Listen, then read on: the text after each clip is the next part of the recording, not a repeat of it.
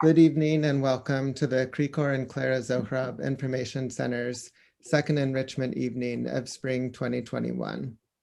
My name is Jesse Arlen, and I am the interim director here at Zohrab. It's an honor to host tonight's event with the cooperation and co-sponsorship of the Society for Armenian Studies and the Fresno State Armenian Studies program, from whom we'll hear more shortly. Tonight, we are here with the contributors to the volume Armenian-American Sketches, the English translation of stories and vignettes written in Armenian by Bedros Keljik, relating to the early history of the Armenian immigrant community in America. Published by the press at Fresno State University, the book was the winner of the Dr. Sona Aroian Award for Best Armenian Studies Book in Translation in 2020, awarded by NAASR.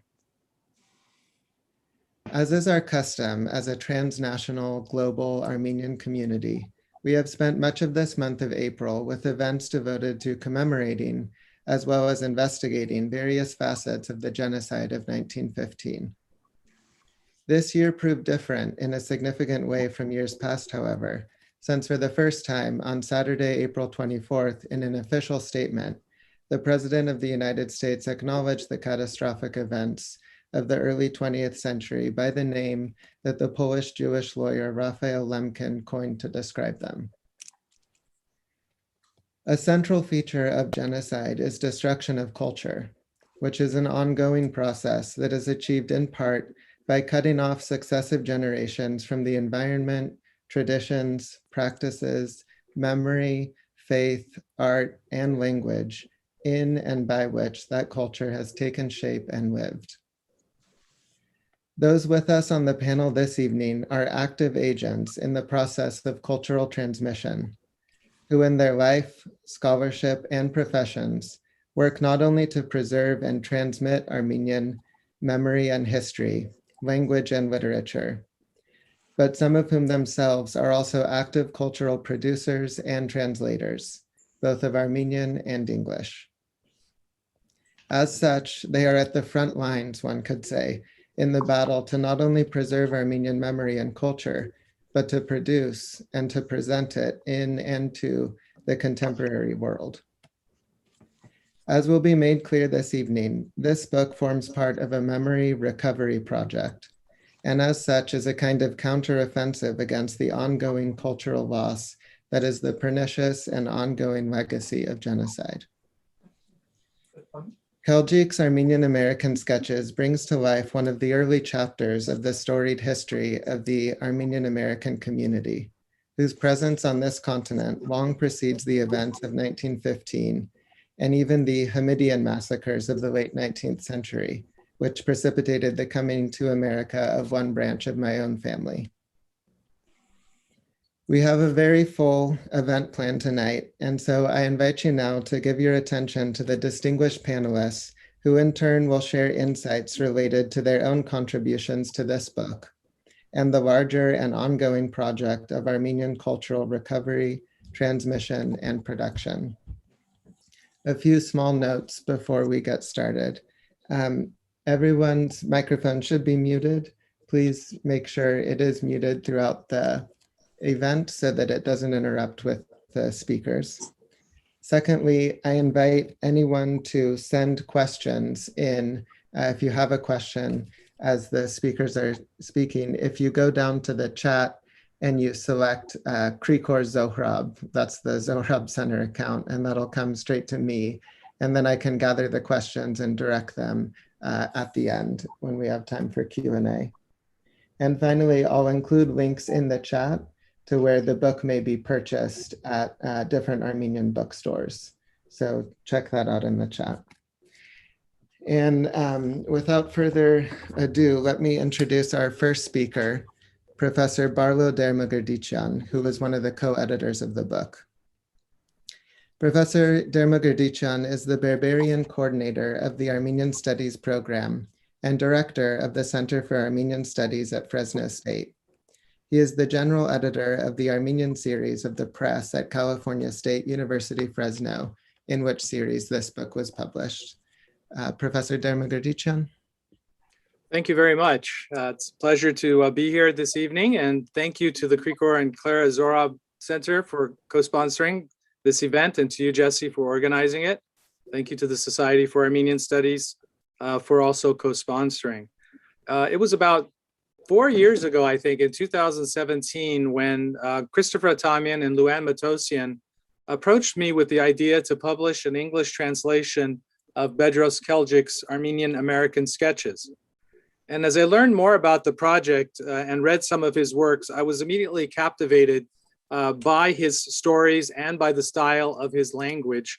And therefore, I decided to accept this into the Armenian series at Fresno State. And the Armenian series is part of the press at California State University, Fresno.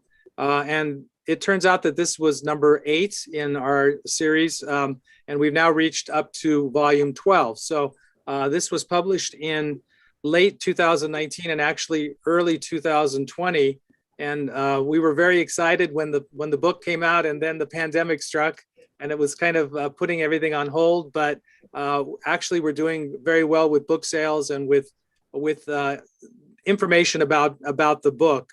And to tell you just a little bit about the book, I'm just going to read a paragraph from the 1944 forward to the first Armenian edition. So the first Armenian edition was published in 1944, and Dikran Saraganyan wrote the following words. I'm just going to quote a few paragraphs. It gives you a flavor for what this book is all about. And he said, the author's stories begin from the period of the 1890s and reach to the present. One group of his sketches tells the story of Armenian immigrants who had come to the land of Canaan, rich in milk and honey, to earn money and then return to their native hearth. These men, who were unfamiliar with the language and customs of America, relied on compatriots who were known to be more or less literate to guide and assist them when necessary, only to find themselves frequently exploited in the process. He encountered charlatans, mammonists, various other types of Armenians, who are authentically presented in his sketches. There are 21 sketches that were translated by Aris Sevag, one story which was translated by Luann Matosian, and 8 stories which came from Baikar newspaper, which were translated by Vartan Matiosian. So today it says, by committing his memories to paper, he is reviving an older generation that is on the verge of disappearing. Now that was in 1944, so imagine where we are today and how important this work is in really giving us an insight into the life of those early immigrants. And he continues and says, it does offer a unique service to Armenian diaspora and literature, which had already become innervated and is experiencing its death pangs. So I think what Bedros Keljik was able to do, and what I'm very happy as part of the press to be able to bring to our readership throughout the world, is capturing the story of the immigrants. And I think that's a universal story. It's not just a story for Armenians. It is the story of America, the immigrant story, 19th and 20th century, and even today. And he does it with humor. And I think that's the other thing that readers will really enjoy. Most of the stories have a lot of humor to them. So they're able to capture the picture of that period, but also to do it in a humorous way. So I think it'll be a great book for anyone to pick up, to read, who wants to learn about the Armenian-American immigrant experience. Thank you. Thank you very much, Professor Dermagerdician. And we will hear from you again later this evening when you'll be reading from one of the stories themselves. Our next speaker is Christopher Atamian, who also was one of the editors of the volume. He is an award-winning writer, filmmaker, and translator, a multi-platform storyteller based in New York, who has translated 6 books from French and Western Armenian into English. His translation of the Bois de Vincennes, Vinceni Andara, by Nigol Sarafian was awarded the inaugural 2013 Gohar and Minas Tololian Award, the premier literary prize in the Armenian diaspora. And it's actually through that translation that I first became aware of Christopher Atamian's work. Vinceni Andara is one of my very favorite prose pieces in Armenian. And I was so happy to see an English translation, first of all, to experience it in English too, and second of all, to give it to my wife to read, who doesn't read Armenian and therefore could enjoy this work in translation. Christopher Atamyan is an alumnus of Harvard University, Columbia Business School, and USC Film School. He co-produced the Obie-winning play Trouble in Paradise and Dear Armen off-Broadway as well. His short films have screened on 3 continents, including the Golden Apricot in Yerevan and at the 2011 Venice Biennale, where his video Sadafyan's Desire was selected as part of the Under Construction Art Collective. He's currently working on a novel called Manhattan Boy, and his most recent book, a volume of poetry titled A Poet in Washington Heights, was awarded the 2017-18 Tololian Literary Prize and nominated for a National Book Award. Atamyan has written extensively for publications such as the Huffington Post, the New York Times Book Review, and the Beirut Daily Star and Dance Magazine. He's the former dance critic for the New York Press, the New York Correspondent, and currently writes an art and entertainment column, a critical exclusive for the Armenian Mirror Spectator. And I could go on even further, but I won't. And so I invite Christopher now to speak a little bit more about the book and also to read from one of Bedros Keljik's stories. Oh, okay. Hey, thank you so much, Jesse. It's very nice of you. There are a couple of things you said that really touched me in particular. One is that, the book is, you're talking about compatriots, and there's 1, 2, 3, there's 5 of us here, 6 if you can count Tom, who I don't know is not on my screen right now, but he's somewhere. And it was really a group effort. Ari Sevag originally published these stories in Arat magazine, and it took a lot of work, but it was very smooth going because everyone, from Barlow to Luann to Vartan participated, and everyone contributed something different to it. So it was really a wonderful experience for me. Usually I do everything isolated in my room, and then I hand it over to someone and hope that someone will publish it or see something good about it. So the other thing is, I wrote a very short introduction, so I'm not going to reread it or speak again at length, but it's actually called The Duty of Transmission, and you used the word transmission. And so when I write, we transmitted the stories, but translation itself is a transmission of one language into another. So I was very happy to hear that people as erudite and whatever knowledgeable as you were using it in that sense, giving it to your wife who doesn't speak Armenian. So that's really why I wanted to translate it originally, which is to transmit our heritage to people that can't read Western Armenian, whether or not they are Armenian or not. So that's great. The only thing I'm going to add before I read, what is to me most interesting about the book is that it is about the immigrant experience. It takes place in the Bowery in New York, which has been gentrified, and in part of Boston, the name of which now escapes me, which I don't even think exists anymore because I went to school outside of Boston, and I remember that area that he describes, and I know that none of those buildings are still there. So it's also a record for America of what happened in our urban centers at a certain time. And I think, as I pointed out, and Luann, the book is interesting because also Keljik is kind of a focal point of 3 different movements, which is, the realist movement in Western Armenia. His teacher was Haratonian Tolgadinsi, who's a part of this very famous school of writers, and he came to America, and he also, in a sense, before Saroyan and all the people that we have read more of, was the founder of, or one of the founders, one of the first writers of Armenian-American literature. And then he is related to his cousin, who also wrote, whose name is Devrish, his literary name. Vahan Totevents was his cousin, and he's a Soviet Armenian writer. So it's kind of this nexus of, if you look at Armenian life and how we've been scattered around the planet, I think it's amazing that we still are producing, 70 years later since the introduction that Barlow wrote. And Jesse, I know, sent me some stories he wrote, which are quite beautiful. So we are actually starting to write in Western Armenian again. And so I don't think it's going to die if people like us are still around to transmit that heritage. So that's basically what I wanted to say. And I've dedicated the book to Ari Sevag, who was my editor at the Armenian Reporter, and he was quite a wonderful man. I know Luann worked with him, and he was always very open. And I think it's important for people that belong to minority groups or to groups that have a history of oppression to stand together and to push each other forward. And he did that in a very gentle and very kind way. So that is why I'm here today, I think, with this book. If he hadn't originally brought to my attention the stories, I wouldn't even have known who Keljik was. I don't have a PhD yet at my old age in Armenian studies. So, I know what I've read on my own, but I don't have that formal training. So he did us all a good turn. So you want me to read now? Yes? That would be great. Yeah, that way we can hear a little bit get a flavor of the book itself. All right, so I timed this. It's about 7 minutes if I talk a little quickly like a New Yorker. So if you don't understand what I'm saying, just, someone scream and say, you're talking like a New Yorker. All right, so the story that I'm going to read, I've excised a couple of words that I think don't belong in the 21st century, Me Too, Black Like Me, world, but otherwise it's the original translation. So it's the first story, actually, and it's called No Good Comes from Having Children in This Country. And I picked it because I think it gives you a flavor of a little bit of what comes after. It's like a very interesting kind of a character, as we used to say in English, and he's a real character.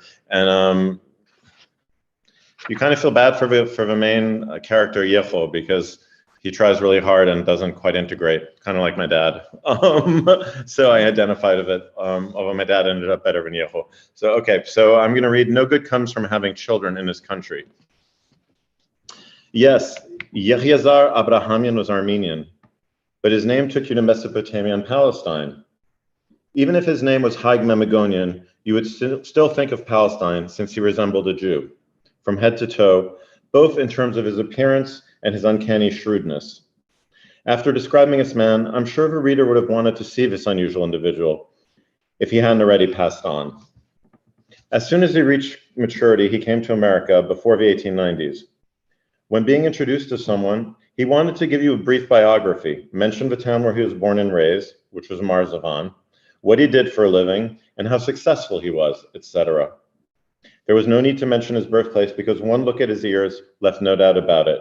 The Armenians called him Yero, while the Americans called him Abi, short for Abraham. He was a tall, broad-shouldered individual. His nose was larger than the average Armenian. One must say that he had completed its postgraduate period.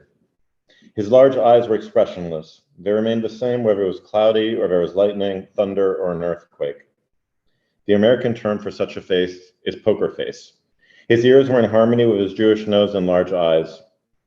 Oh yes, those ears were something to see. Instead of sticking to the side of his skull, it looked more like they were hanging from them. The lower part of his ears were twice as long as the upper parts. When he spoke, they moved along with his chin, and when he laughed, they danced for shimmy. His thick mustache covered the corners of his wide mouth in addition to his lips. His thick eyebrows and mustache were like brother and sister. I shall skip describing his attire, as the reader can imagine what it was like. As far as his work was concerned, he was one of a kind in America. He had traveled on foot from Albany to Boston like the peddlers who used to work from one Turkish village to another. He used to sell zangabans, a word I heard for the first time. Zangaban was the name of a foot-long and 6-inch wide covered box with 3 compartments, one each for gold, frankincense, and myrrh, the first gifts taken by the 3 wise men to the newborn Jesus Christ. According to him, these boxes came directly from Jerusalem, and he used to peddle them from village to village, door to door, for $1 apiece. If someone bought 2 at a time, he would include, at no extra charge, a bottle of water from a river Jordan. These were very small bottles, the size of a thimble, and he would always have a few of them in his pocket. On the cover of a jewelry box were supposedly the pictures of the 3 bearded wise men. Look at the face of a man in the middle. He looks exactly like my father, he would say, and indeed his face, too, was a poker edition of that bearded Jew. The personality of this unusual individual was inconsistent with his build and appearance. A sweet and sincere smile would cross his otherwise poker face at the sight of children, like a delicate flower blossoming on the side of a rocky mountain. One day, I'm going to get married and have children. A male child to carry on the name of the Abrahamian family, he used to say. True enough, he worked towards that goal, saved money, and one day we heard that Yeho had gotten married to a plump girl from Smyrna. Always set against giving her daughter to an outsider, the girl's mother had come all the way to America to look after her. By now, Yeho was living in New Amsterdam, New York. Years later, when I visited him, he had 2 boys. The older one, 4 years old, was named after his grandfather, while the name of the younger one, two-year-old Hamahaig, was selected from a list of new Armenian names. Look at my older boy's eyes, he would say. He's going to be a fine lad. He takes after his grandfather. I'll retire in a few years. By then, they'll be earning enough money to take care of me, too. Yeho went from peddling jewelry boxes to selling rugs. Not only had he tired of peddling and become too old to go from village to village, but he also needed more money since his expenses had increased along with a number of family members. His wife felt proud too, for now she was no longer just Yeho's wife, but Mrs. Abrahamian, Khalidji, rug dealer Abrahamian. So I'm going to skip a little bit, and he goes to New York and becomes kind of famous in the rug dealing business.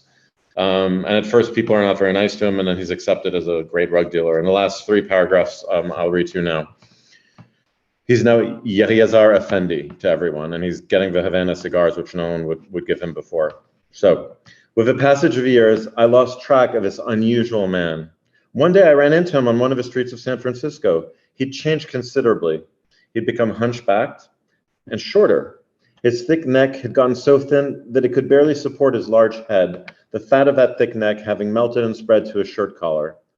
There was an old rug under one arm, and he was walking slowly and unsteadily. I told myself that this was our jewelry box salesman, Yeho, and I approached him. His once saline ears were no longer visible, since he hadn't been to a barber for quite some time, and his gray suit had grown long, covering the better part of him. What a surprise, Mr. Abrahamian. Do you recognize me? I said. Yes, sure, I remember you, he said. How are you, your family, your children? Oh, my poor wife died, he said. And don't ask about my kids. They squandered. I think we lost our connection with Christopher somehow, but we'll just carry on for now. I think you were able to get a taste, in any case, of the way in which Bedros Keljik is able to recreate, or through reading Bedros Keljik, we really can recreate this era and the people who lived in this time.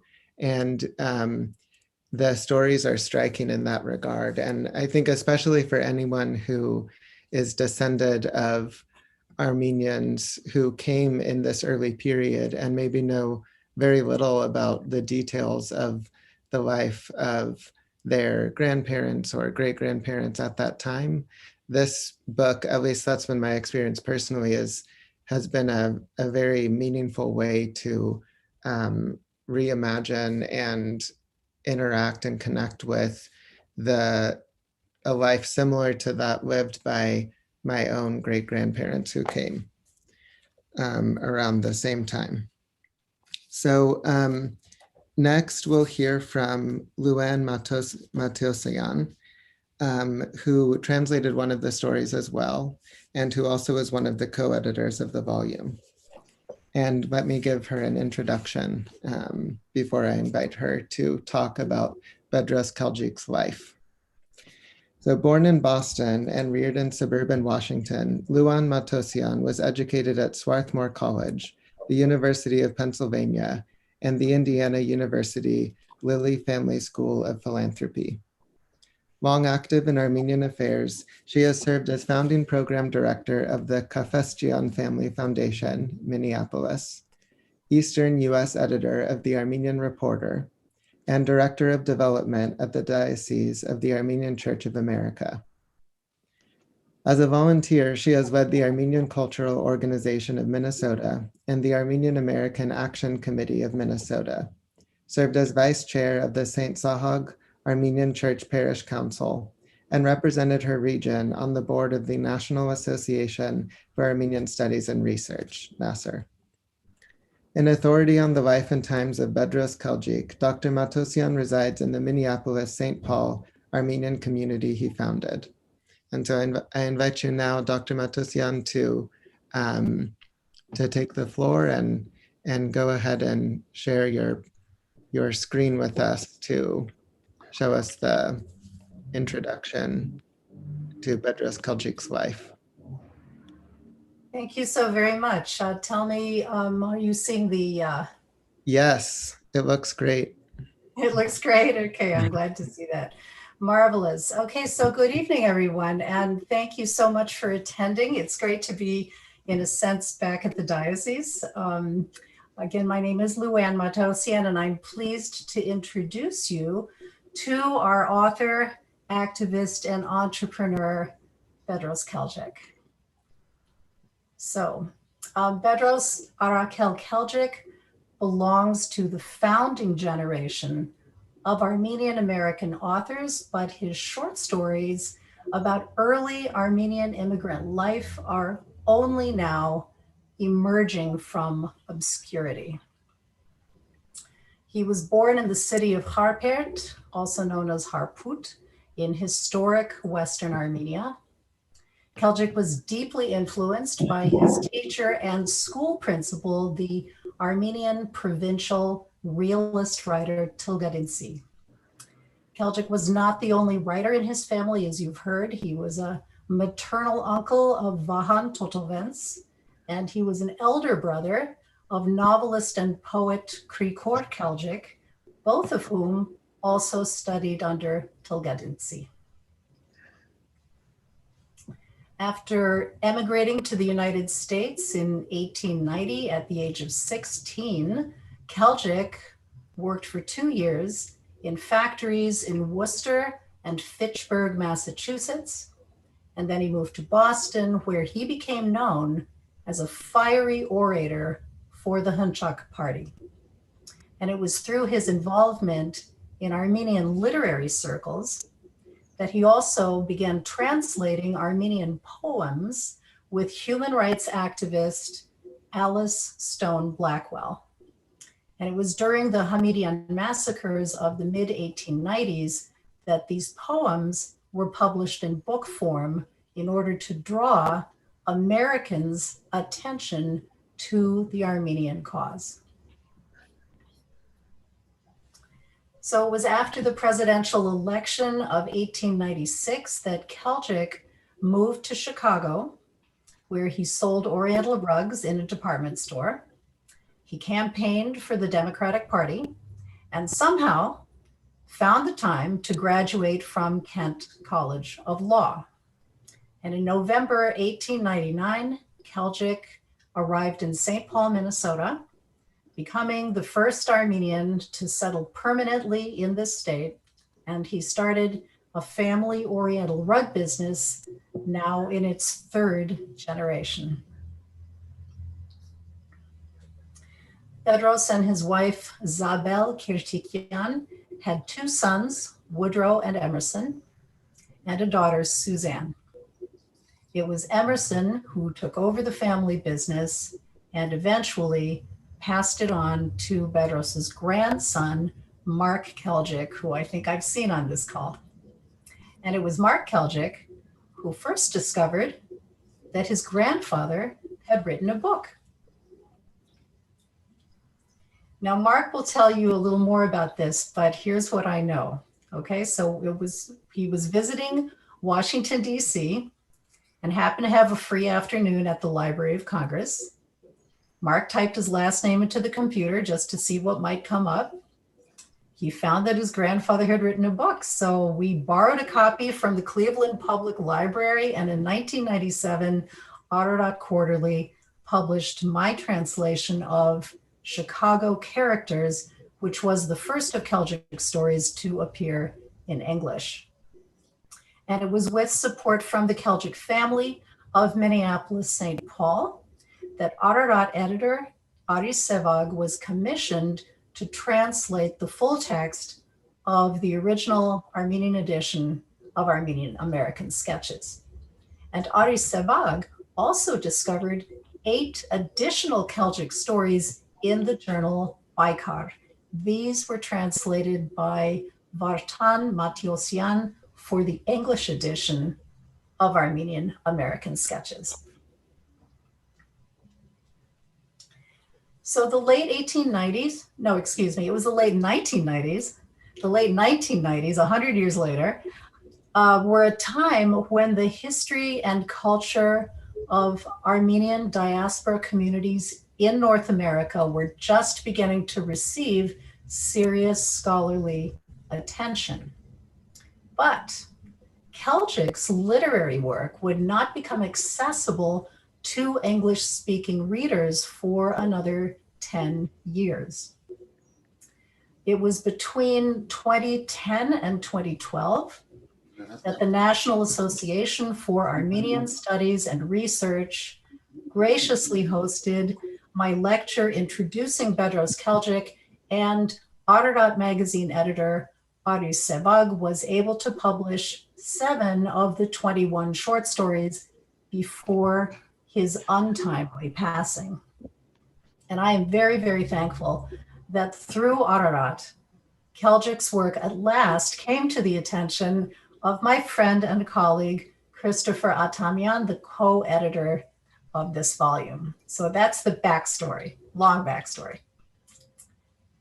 So Bedros Keljik was a keen observer who wrote from life, often in the first person. And yet his own story was at least as colorful as any of his fictional characters. By the 1920s, having been at various times an Ottoman prisoner, Hunchak revolutionary, factory worker, shopkeeper, literary translator, vaudeville hypnotist, my personal favorite, traveling salesman, law student, and Oriental rug merchant, Keljik at midlife had accumulated plenty of experience from which to draw Armenian-American sketches. And had he pursued literature, this is a quote, had he pursued literature instead of the rug business, he would have become a second Baronian. That's what Keljik says about his fictional merchant, the elderly Hokadaryan. And I say that the same may justly be said of the author himself. So thank you. I'll stop sharing now. Thank you so much, Dr. Matosyan, for that very succinct but also very colorful portrait of Bedros Keljik's life. Next, we'll hear from Dr. Vartan Matosyan, who was a translator of several of the stories in the book. Dr. Matosyan is a diasporan Armenian historian, translator, and editor. He currently serves as director of the Armenian National Education Committee and book review editor for the Armenian Review. Born on March 6, 1964 in Montevideo, Uruguay, he moved to Buenos Aires, Argentina in 1973 and graduated from the University of Buenos Aires School of Economic Sciences in 1991. From 92 to 2000, he was associate professor of Armenian history and religion at the School of Eastern Studies, Universidad del Salvador, Buenos Aires, then moved to New Jersey, where he still resides. In 2006, he earned a PhD in history from the National Academy of Sciences of the Republic of Armenia.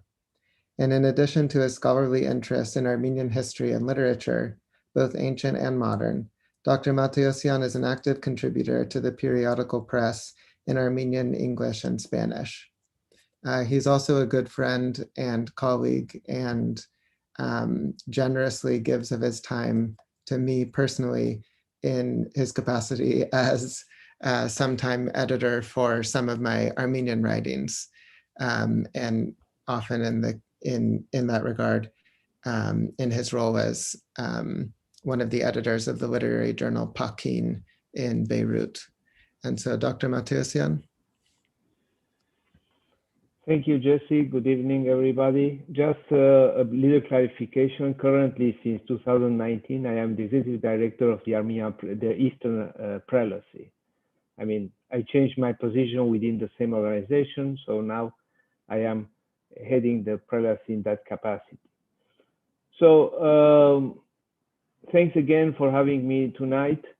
And I would like to mention, first of all, that I hadn't heard, I mean, being a scholar of Armenian studies and especially interested both in history and literature, I hadn't heard of Bedros Keljik that much, other than the name of his name and the name of the book. I don't even remember when it was that. It was long before Chris Atamian approached me with the offer to help with the translation of those 8 stories that were mentioned before. So and long before also that, Aris Sevak, who was a good friend of acquaintance from many years here in New York, started translating his sketches or his Badgerners, his images, and I will come back to that word in a short while. So it's a case with me that once in a while I record chunks of information just because I think that, as we say in Armenian, what is not needed today is needed tomorrow. So this is how Keljik remained, the name at least remained in my mind until the opportunity to translate his work came up. I'm pretty sure that if Aris Sevak hadn't passed away untimely, very untimely in 2012, he would have translated those 8 stories that he first identified.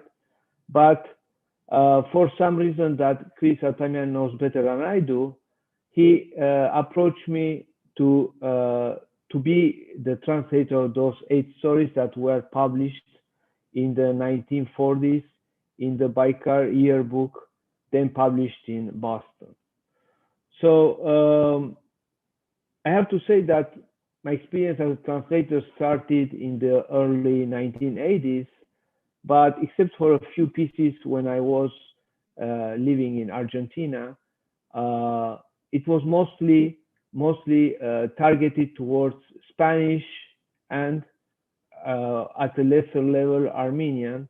And it's only here after I moved, a few years after I moved to the States, when I started translating into English, particularly for obvious reasons, prose and of different kinds. And perhaps this was my first big assignment, so to speak, when in 2015, I actually translated those 8 stories. So this was, I have to say, both an easy and a difficult task.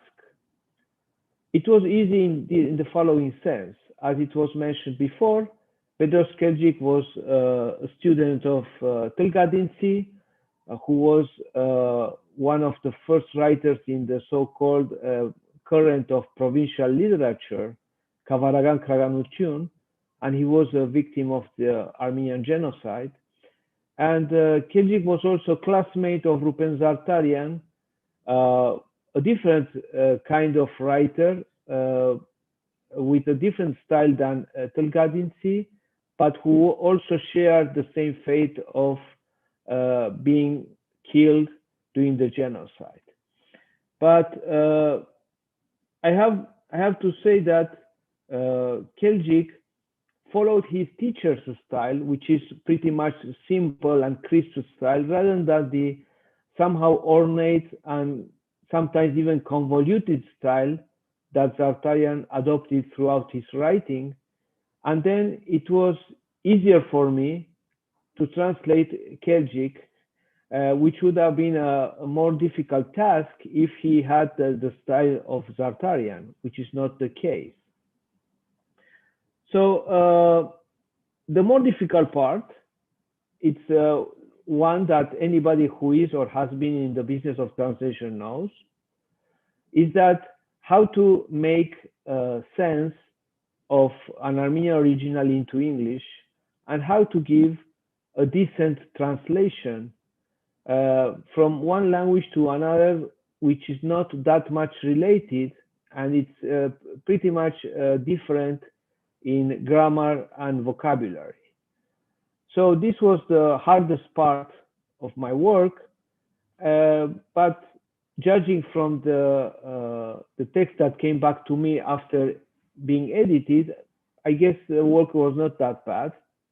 There was not that much to be edited afterwards, so I was pretty much content that I was able to do a decent job and probably be up to the task that the editors had put on me. So these are pieces, the 8 ones I translated, of different genres, because all of them have an autobiographical stray, but some of them are short stories and others are memoirs. And especially the memoirs are very valuable because they give us glimpses into both Keljik's life and also his surroundings in those years, particularly in the early years he was in the US. And there is also one story about the old country, or one memoir about the Getronagan school in Harvard at the time when he was a student there. So here is one important observation I want to make is about the title. As I mentioned, the title in Armenian is Amerigahai Batkerner, which is literally Armenian-American images. And this has been translated into English as Armenian-American Sketches. And as you know, image and sketch are two different concepts. And of course, in a sense, the word sketch is good to describe what Keljik tried to do. But on the other hand, the use of the word image also gives us a glimpse into, again, the relation of Keljik to his master, to Tılgadinci, because Tılgadinci was actually a writer who produced much of his prose in the form of images or Batkerner. And about this, you can read a very interesting article, perhaps the best essay we have available on Tılgadinci, Rupen Zartayan, and that Harvard school that Luan mentioned before, written by Krikor Beledian in a volume on Harvard, edited by Richard Van Nissian in the series of Armenian cities and provinces. So I will just make here a brief quote where Beledian makes a short observation of what an image is in the case of Tılgadinci, but this observation is also applicable to Keljik. So this Beledian says, what I call image is not a literary genre, but a kind of writing that gives a little piece of reality, whatever that may be, and therefore it is just a slice of that reality, taken at a glance, mixed with the language of the people, and where first and foremost there is presentation, depiction. So, on the other hand, Bedros Keljik not only became a person of interest to me because of his colorful life and the themes of many of his short stories, but also because he happened to belong, as it was said, to a family of writers. And most interestingly, for me at least, his relation to Vahan Totovents. Because it happened that by the time I was working on these translations, I was also writing a lengthy article, a biographical article about the early life of Totovents. So in a sense, probably if I hadn't been translating these articles, I would have thought of going back to Baykar and finding Keljik stories and thinking about them and looking into some of the biographical information that they offered, which was related to what Totovents has as its own information. So in a sense, his stories helped me with a different or somehow related, but in any case, different scholarly project, which was published in 2016. So in the end, I would say that if any of you go to read Totovents' masterpiece, which is Life on the Old Roman Road, Bianca Hinromiagan Janabarivra, which was translated many years ago by Misha Kudian in London and published by Oxford University Press, if I'm not mistaken. So you can get there some information about Totovents' family, but which is in a sense also Keljik's family. So in a sense, you have this information of this intertextual information, if you want to say that, and you have it there translated as Mr. Keljik showed up the book, Scenes from an Armenian Childhood. That's the title that it adopted in English. So somehow in these two books, the information cross each other in a sense. So to come to a certain conclusion, I do believe that this book, besides rescuing a chronicle of the early life of the Armenian-American life, has more that meets the eyes. And I would like to end with a reflection. There are so many stories, we know so many stories written by grandchildren who at some point of their life discover their grandfathers and who they have been and what they have done. And this, as we heard before, was the case with Keljik grandsons who discovered about 20 years ago that their grandfather had written a book. So I wish, I would like to say that the book could have been gone unnoticed, as it happened mostly to me, to anyone who is fluent in the language. But this little piece of data is a fact that, a testament to the fact that there are so many treasures hidden behind the curtain of language, and there is so little to do to open that curtain and discover those treasures. It's just to learn a language. And what's the difference between learning Armenian and learning, let's say, Spanish or Mandarin? So in the end, I wish that there were many people like Aris Sevak, who was born here and spoke and wrote the Armenian language without having had the benefit of a day school, which I did have. On others like him, who are still coming out here and there, and Jesse Allen, by the way, is one such example. And those kind of people become a multitude. So first of all, they will be able to read the text in their original, but also become translators in their own right. So we can, those who don't know the language can enjoy these treasures in the adoptive language, and at the same time, they can also discover the treasures that are hidden there and become also, in a sense, forced or motivated to go back and read the originals. Because as you know, as good as I know, it's not the same to reading an original and reading a translation. There is always something lost in that translation. Hopefully, there is not that much loss in this one translation, for which I want also to commend everybody who was involved in the project, because it was a project that it was worth the effort and the time. Thank you very much. Thank you so much, Vartan, for those informative and also inspiring remarks. Now let's invite Professor Dermagarichian back to read another selection from one of Bedros Keljik's sketches. Thank you, Jesse. I'm going to be reading from the fourth short story from the Baikar series, which was translated by Vartan. It's called Our Garden and My Grandmother.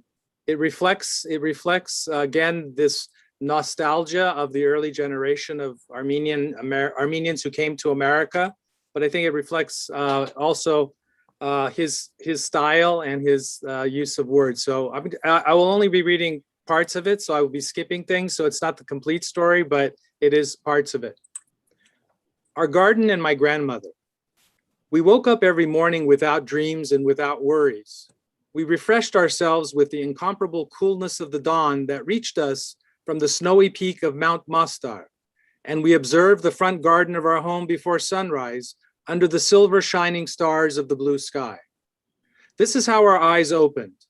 Many years later, I still live with the indelible memories of those happy days, especially during my summer vacation, when I leave the city for the village, where my home is a cabin with a small window. It is an unpretentious village surrounded by trees and flowers and the birds singing over them. This was the house where I was born and lived in my homeland during the first 14 years of my life. Now, many years later, I feel what an irreplaceable loss it was when I left without hope of return. The garden had belonged to us for the past 200 years. My ancestors had built the house and cleaned the stones on the downside to the valley, fertilizing the soil in this way. They had built stone stairs leading to the fast-flowing creek of the valley, which would later embrace the waters coming from the Yotnag and the Gatnachpur. Every square foot of the garden had been cultivated. There were vegetable beds, flower shrubs, and trees. The tulips swayed, and the bees gathered honey from flower to flower. Each tree in the garden had its own story. They had been planted in the quote-unquote Great Fire, the quote-unquote earthquake, or quote-unquote the year of famine. My grandmother told the story. I planted this tree 40 years ago in the year when your father was born. Thank God the tree grew with your father. The tree gave plenty of fruit, and your father gave me 13 grandchildren. And I planted this apricot tree the year your grandfather went on a pilgrimage to Jerusalem to fulfill an oath. Every day, early in the morning, they prayed. My grandmother in the garden and my grandfather on the balcony overhanging the garden. My grandfather's prayer was the pleas of Krikor Naregatsi. They were unknowable, unsearchable, immortal, infinite, interminable, miraculous messages of experience, of repentance and expiation and glorification of God, with exclamations mixed in with songs. I feel their influence on my soul even today, in the same way that a silver vessel keeps the perfume of a bouquet that has been kept there for a long time. His prayer was the words of a saint whose depth I only understood years later. My grandmother prayed in the garden. She woke up with the rooster and recited her usual prayer after going down to the garden. Glory to you, Lord, glory to you, for everything glory to you. I'm sure that besides Lord and glory, she did not understand the other words. She started working with the prayer. The sound of her tools in the early spring, early in the morning, was a song with which she took care of a sick shrub, cleaned the contagious insects from its trunk, cut the dry branches, and left the rest to the vital rays of the sun when the stars went away with the morning and the earth was flooded with sunlight and dew. I do my job and leave the rest to the good sun, she used to say. My grandmother was a good woman. She gave fruits and flowers to the neighborhood women and also the kids who were like her grandchildren. They came in front of the garden fence and looked with desire at the mature fruits on the apricot and prune trees. They are all children of the neighborhood, she said, and gave handfuls of fruits to all. She went 4 times a year to the church on the great feasts of the Lord. However, every Saturday evening when the church bell sounded, she sensed the entire house, the underground deposit, and the warehouses of cereal with infinite faith.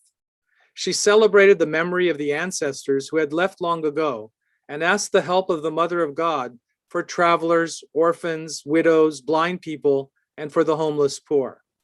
Keep them all free from the evil eye and from evil Satan, O Christ. My grandmother had one wish. Bury me next to your grandfather. Furthermore, may God favor me and call me on a bright and warm day of spring. It happened as she wished. Shortly after the death of my grandfather, she had gone to the garden early on a sunny May morning. She suddenly returned home, and the next day we buried her where she wanted. After her death, the garden lost its charm. The children of the neighborhood did not line up in front of the fence anymore. The broken jar was not there, the birds were gone, the trees were drying, and the flowers were barely opening here and there. What had happened? The garden and the sun were there, but there was no human hand and beauty-loving soul to care for them. Very beautiful and moving piece. Thank you so much, Professor Dermagadichyan. Our last panelists before we'll have time for a few questions and answers are 2 of the grandchildren of Bedros Keljik, Tom and Mark Keljik.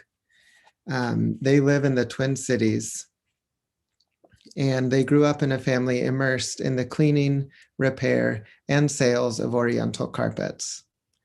All of the children of the family Tom, Mark, Jeff, and Barb participated in one way or another in the rug business venture during their youth. Mark Keljik earned his degree in economics at the University of Minnesota and joined his father in the rug business. Tom secured his degree in education with a minor in history at the University of Minnesota and began teaching high school. Later, he would spend time in the promotion department at the Minneapolis Star and Tribune newspaper, and eventually a 30-year career at Honeywell. Tom is retired, participating in a number of volunteer activities and nonprofits, as well as dabbling in a bit of writing.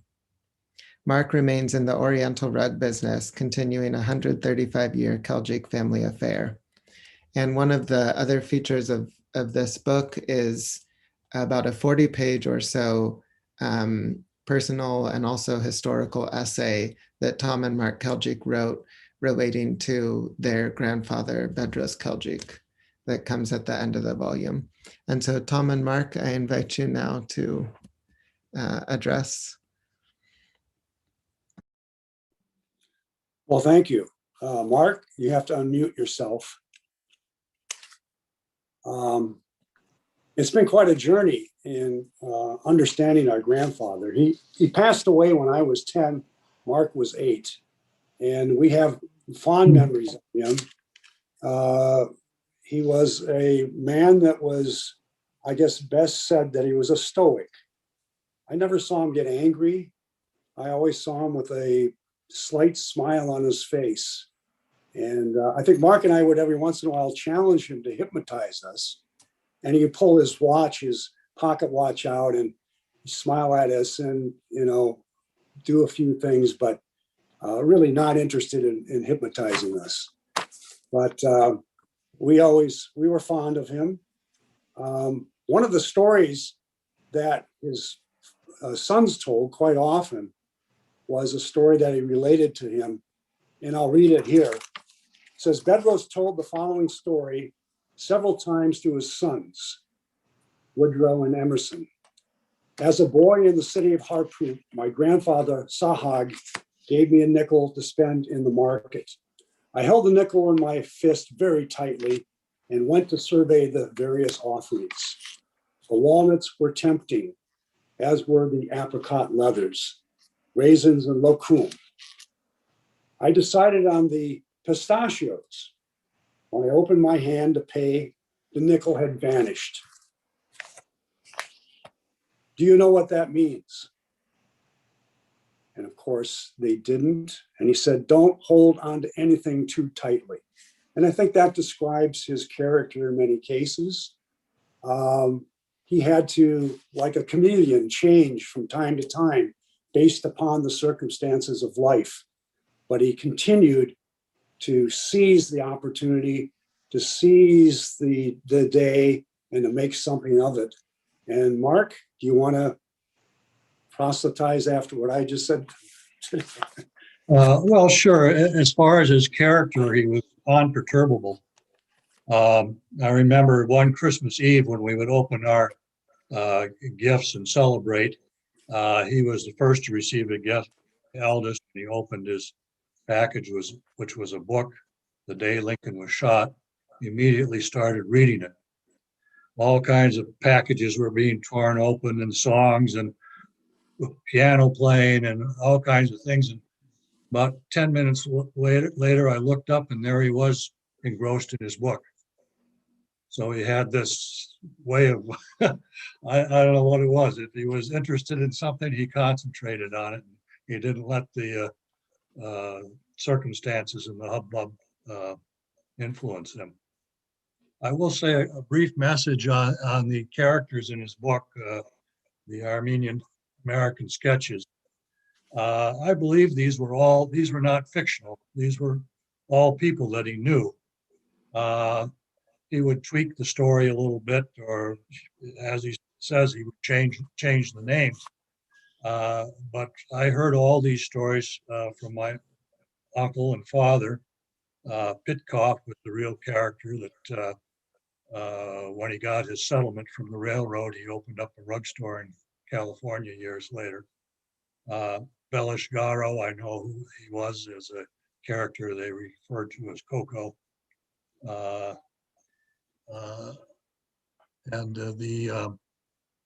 The International Club was another very interesting one, and there was a fellow in there by the name of Surat, and I had heard about this a man from India that was a friend of my grandfather's. So I think they were all real characters that he embellished. You know, one of the other things that our father would talk about quite often, and that would be that Bedros couldn't commiserate. And our father would come into the shop and it would be 4 feet of snow on the ground and it'd be 20 below. And my dad would be complaining about the weather and, my God, I can't take this any longer. And Bedros would turn to him and say, just settle down. Things will be better tomorrow. And my dad was upset. He couldn't relate to the anger that he had about the circumstances. It was always this, just settle down. Tomorrow would be better. And it was so much of his character that I don't think I ever saw him angry. Now, the only time that I see anger in the stories is that when he goes to work for an Armenian rug peddler, and the deal is he's supposed to get clothes, he's supposed to be clothed, and he says, my hat, it's got holes in it. I need a new hat. And the rug dealer says, you're right. He takes his hat, and he takes his hat off his head and gives it to him. And it's not much better than the hat that he had holes in. So he gets upset, angry, and he quits. And he goes back to Boston.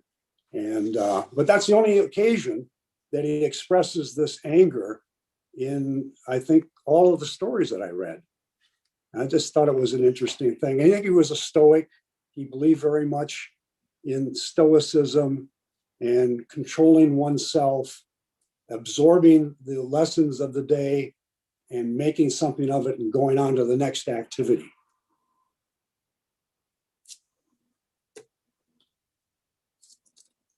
Thank And you. one of the other things that sticks in my head, again, a story from my father. He was helping in the Oriental rug shop. And my grandfather was probably about 80 years of age. And somebody came in, the customer, and they were looking at rugs. And they said, I kind of like that rug, that 9x12 rug at the bottom of the pile. Now, most rugs are piled up, 10, 15, 20 rugs. So here's this old man of 80 years of age, and he starts to flip the rugs. And my dad is just irate, that they want to go see the last bottom rug. So he finally gets involved in helping to flip the rugs. It's quite a bit of work. Finally, they get to the bottom rug and they say, oh, no, we're not interested. And apparently this happened more than one time because it made quite an impression on my dad. But It still happens today. but they're not 9x12s, are they? 8x10s maybe. Oh, yeah. So I thought that was pretty funny. Mark, you and I talked about riding in the car with Bedros, and he owned 3 or 4 cars in his life, but he never learned how to drive. And so my dad would pick him up and we'd, come home for dinner or something, or he wanted to go buy some rugs from somebody's house. And so my dad would drive him and we'd ride along. As the car would approach the point of the home or the store and start going into a rolling stop, Bedros would open the door before the car came to a stop consistently and was about ready to get out of the car. And my dad would become just so upset. What are you doing? The car's not stopped. And we just think, again, that was part of his spirit or part of his thought about, I need to move. I need to get there. I need to do this. I cannot sit still. But that just time and time again, it happened. When you talk about the car, Grandpa's word for everything was machine. The car was a machine. A television was a machine.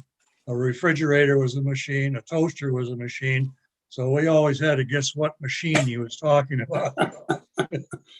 Well, another thing, he would always address and say, my dear sir. My dear sir, yeah. That was always the opening. My dear sir, and then a statement would be made. The other thing that my father mentioned a couple times was he had a gentleman would come into the store and somebody he knew, and he'd say, "Mr. Johnson, it's so good to see you. I know you love that Tabriz and this and that. I have some Tabriz rugs and I'll show them to you." And he would say, "My name's not Mr. Johnson, it's Anderson." And then he would say, "Anderson, Johnson, what's the difference?" You know, in his mind, you know, you're all Scandinavians, you're Swedes, you're Norwegians. I just can't keep you separated. You know, what's the difference?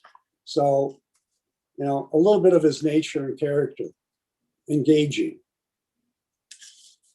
Yeah, well, thanks for this opportunity to talk about our grandfather and our grandfather's book. It's been a very great honor for us, and I think that anyone that reads it will get a lot of not only knowledge and but entertainment. Well, thank you. Absolutely. And thank you so much. And thank you to all the panelists for your participation this evening and to the audience for coming. I can certainly understand if anyone would like to go now because we've been here for over an hour. But if the panelists would be so kind as to stay for a few questions that have come in from the audience. And into the chat, I've put in the link again to where the book may be purchased from different Armenian booksellers. And if anyone would like to submit a question, please write in the chat. You can select the Krikor Zohrab account to send the question directly to me, and then I can direct it. A few questions we have to start. Does anyone know what the name Keljik means etymologically? Does it have a meaning?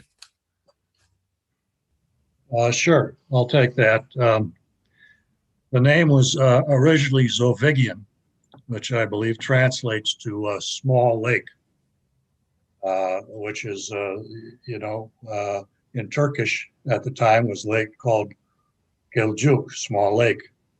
So it's Turkish translation of Zovigian, which means small lake. So we're the people of the small lake, and now we live in the city of lakes. Great.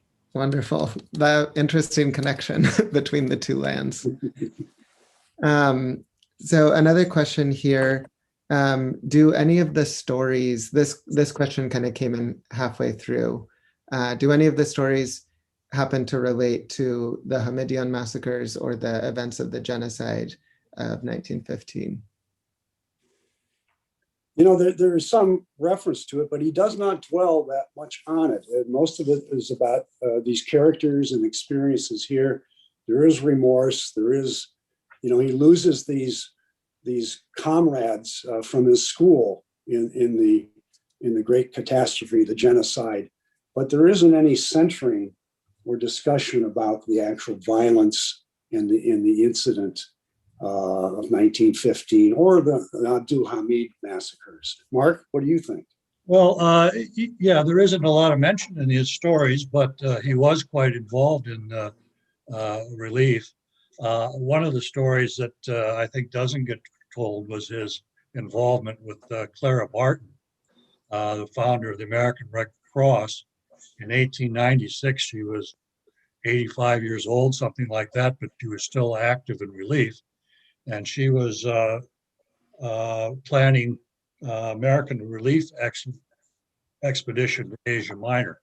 That's this book by Clara Barton. And, oh, I'm sorry. Please go ahead. And he was introduced to Clara Barton by Isabel Bedros, I think, was secretary in the State Department. And as it turned out, he couldn't go and help her. They thought it would be too dangerous for him to go there. Interesting aspect of that is Tom and I both went to Clara Barton School. And he never mentioned to us that, hey, boys, do you know that I know that lady? So, but no, he was involved in relief efforts, raising money, making speeches. So he was active, but he doesn't talk a lot about it in these stories. Yeah, I think the question itself actually brings up one of the interesting aspects of Bedros Keljik's life and the book itself, which is that it attests to the Armenian presence in America before the massacres, before the genocide, and in a sense unrelated to them. So those, yeah, Luann, would you like to speak to that? Yes, if I could add, there are at least 3 stories that I would recommend to those who are interested in Bedros Keljik's response to the Armenian genocide. Belashkaro is one. Belashkaro was a survivor of the genocide, and so it does say how that affected Belashkaro. So that one I would recommend. Another one is the story called The Blind Musician, which is very touching because it was written in the aftermath. It was in the aftermath of the genocide, but kind of at a time when Armenians were waiting to see whether the US would take the mandate over that area. And so there was some hope still that Armenians could go back and reconstruct their lives there. And all of these immigrants who had come before the genocide, this was kind of this last hope of whether they could ever really go back or whether the door was shut forever. So The Blind Musician is good. And then, very touching, the story Bardik Paid His Duty. Emotionally, a very complex story because this speaks to, I guess, what you could call survivor guilt, right? Because I mean, Bedros and his brothers were already in the US when the genocide happened, but their family members, the older generation was, and some of their sisters were still back in Harpert. And when the genocide happened, I mean, they weren't there to do anything about it. And so there was this young boy named Bardig who, in a sense, takes the role that these immigrants could not take.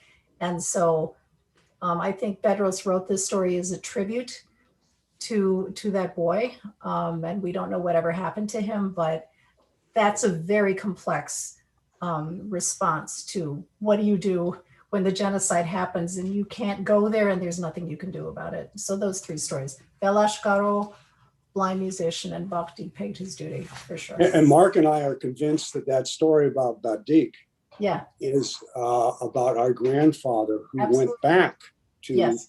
Our great-grandfather. our Yes. great-grandfather, excuse me, Yes. and died about 5 months before the genocide began, but they did not know that until later. Right. Exactly. Yeah. I agree. Mhm. Would any of the other panelists like to speak to this question too? Or I have a couple more here. Okay, so another question, perhaps for, well, for anyone, but so Vartan Mathiosyan and Christopher Atamian spoke a bit about some of Bedros Keljik's relations to other Armenian literary figures of the time, some of whom were his own family members. There's a question about, did Bedros Keljik and William Soroyan know each other or have any kind of interaction or relation at all?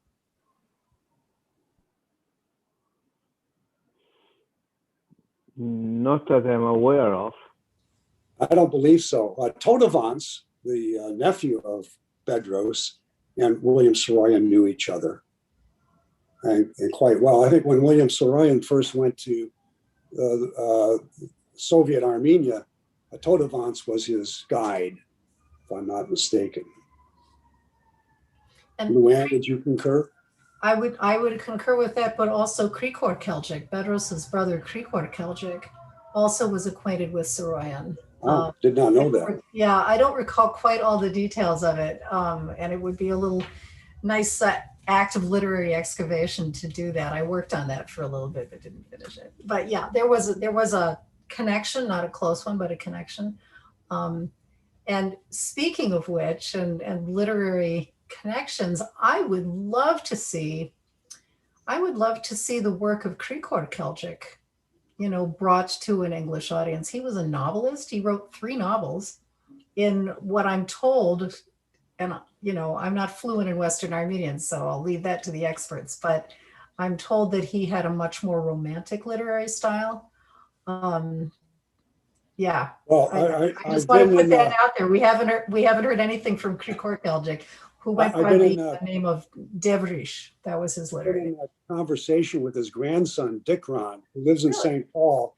And Vartan and I have been trying to get him to dig into the files in his basement. And he has pulled some things out, and I've shared them with Vartan, but we've not found anything of any great wealth yet. So, but we're onto it. Okay, that's good, because there were novels. We know there were 3 novels. Yes. Yeah. And he had a printing press in his basement. Oh, I didn't know that. Oh, yeah. Yeah, he did. I can, if you allow me, I can only add on the Saroyan side that, if I'm not mistaken, Saroyan dedicated his book, the letters from the Rutebu, he dedicated to Charents, Totovens, and Mahari. So it means that he actually knew Totovens when he went to Armenia in 1935. And of course, the fact that Totovens was fluent in English, and he has been a professor of English at the university, speaks by themselves that he should have been probably, if not Saroyan's guide, at least, a kind of cicerone with establishing some connection with Armenian writers and so on and so forth. But unfortunately, I don't have much detail about that, and Totovens didn't live to write about that connection himself. Wonderful. Yeah. And Krikor Keljik, I think it's Kara Dervish, right? It's his pen name. No. I'm going to send an article, one of James Russell's articles he wrote that talks about Kara Dervish. And not Those are different people. Kara Dervish, they are different people. different Yeah. people. Okay. He went by Totally Devrish. different. Okay. Yeah, he went by Devrish. Well, the link is there. Yeah, Kara Dervish, if anyone wants to know, he's a futurist. He's one of the Armenian futurists with above. Yeah. You should read it anyway. It's great stuff. Thank you, Christopher. So the last question we have written in so far is, and maybe for Luan Matosian or Tom or Mark, any kind of information about Bedros Keljik's religious affiliation? Was he active in any of the Armenian religious or denominational communities?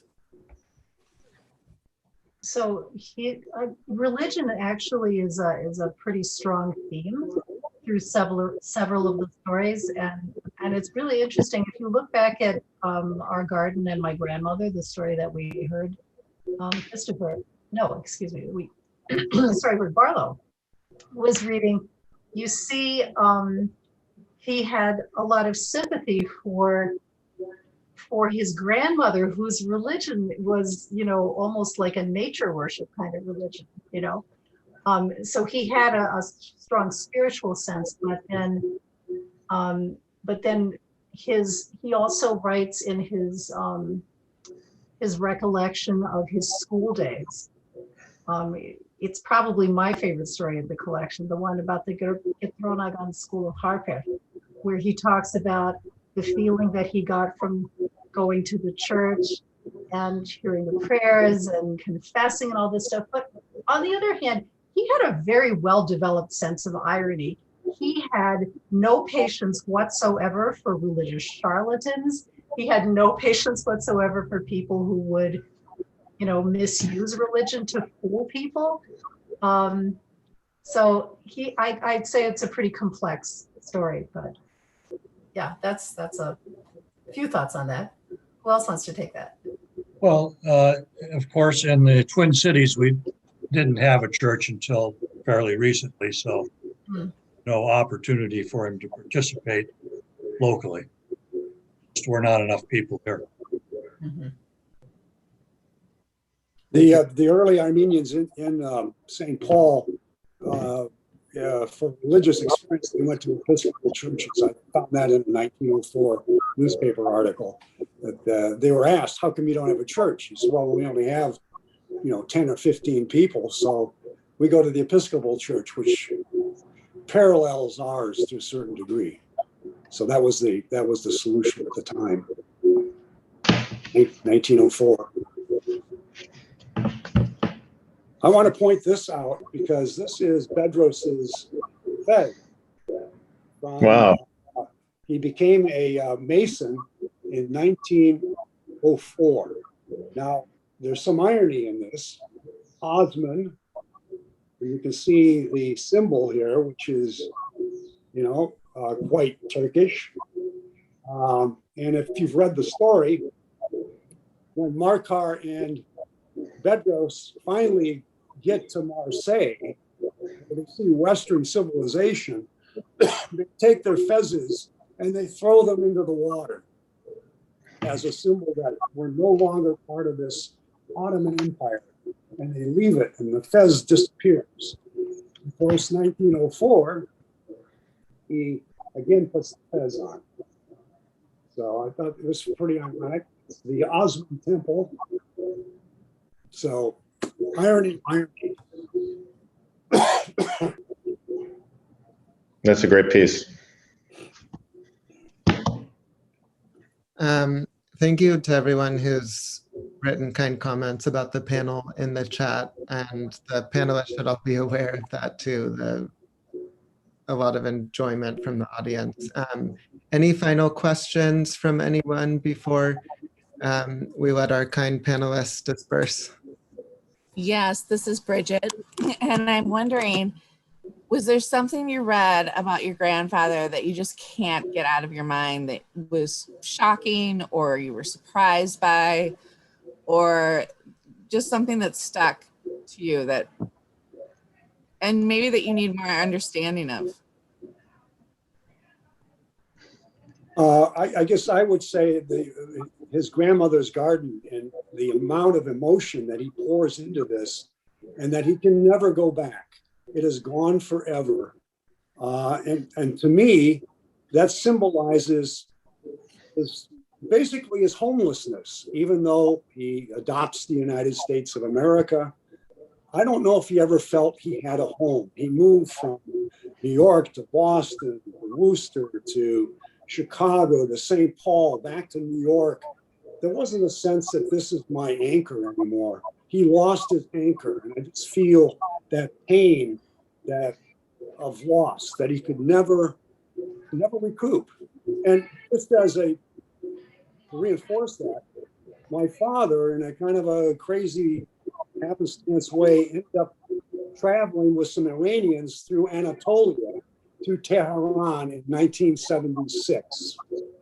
They were in a little bit of a caravan. These guys were taking BMWs to Tehran, and they came within 50 miles of Harput. My dad said to him, "Say, can we just do a little bit of a detour? And, I'd like to go see where my father was born," and so forth and so on. They said, "Well, we could do that, but why would you want to do that?" "Well, I'd like to go see, maybe no, there isn't any tombstones. They're all gone. No, there isn't. The school that you're talking about has been destroyed. You're not going to find anything. You will be sorrowful that you went. It will hurt your heart. But we'll go if you really want. If you really want to go." And he said, "No, I guess not." And they continued to go to Tehran. But I think that kind of reinforces this notion that the home is gone. It will always be gone. I can never get it back. That was a sense of, that was the sorrow I heard in the story. No, I would say the story for me is his memories in Boston. He's homeless. He tries to keep warm by going into the Boston Globe building and throw him out on the street, as he says, like a dog. And he repeats that he had no sympathy for Americans, and what was he going to do? On the other hand, very interestingly, he embraced American values, loved the history, loved the institutions, volunteered for the Spanish-American War, although he wasn't accepted, sold war bonds in World War I. He was a very patriotic American, although he always felt as an outsider.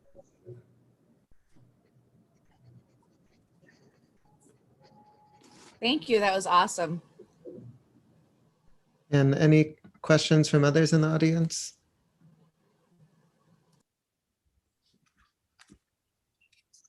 You can use the raise hand feature or just raise your hand and I can see.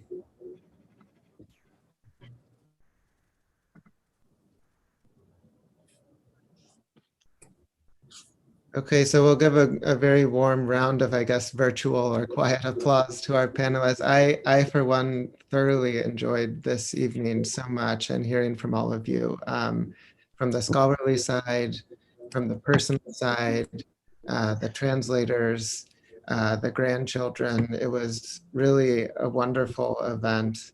I think many will go on to buy the book, and I hope the book reaches a very wide audience and readership.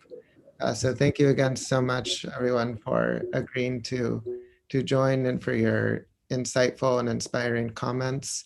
And thank you so much to the audience for your presence and attention and participation. So have a good night, everyone. Good to see everybody. Good Thank night. you. Thank you. you. Good night. Very much. Good night. Good night.